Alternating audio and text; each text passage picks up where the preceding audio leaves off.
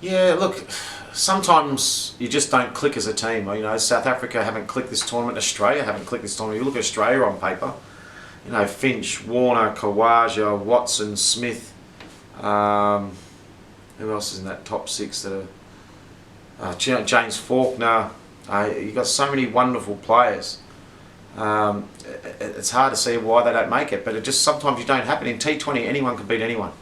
South Africa haven't played anywhere near their best in this tournament. They're big players. In these sort of tournaments, these sort of knockout games, must-win games all the time, you need your big players to stand up, and if your big players don't stand up, then the sides like South Africa, Australia, they're not going to make the finals on the next stage. So I think over the years South Africa would be the first ones to admit they've been pretty disappointed.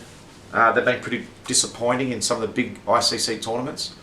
I think they could probably play a little bit better in the bigger tournaments, but you know they're such a good side and such a tough team. But you know they've been horribly unlucky in a lot of time. If you look back over the years, they've been very unlucky a lot of times too. South Africa, they haven't really had the rub of the green. The 50-50 decisions have gone against them, and then they haven't played that well in the big moments. So that all means when you look back on things, you say, well, they haven't played that well in big tournaments, which is probably harsh, but probably true.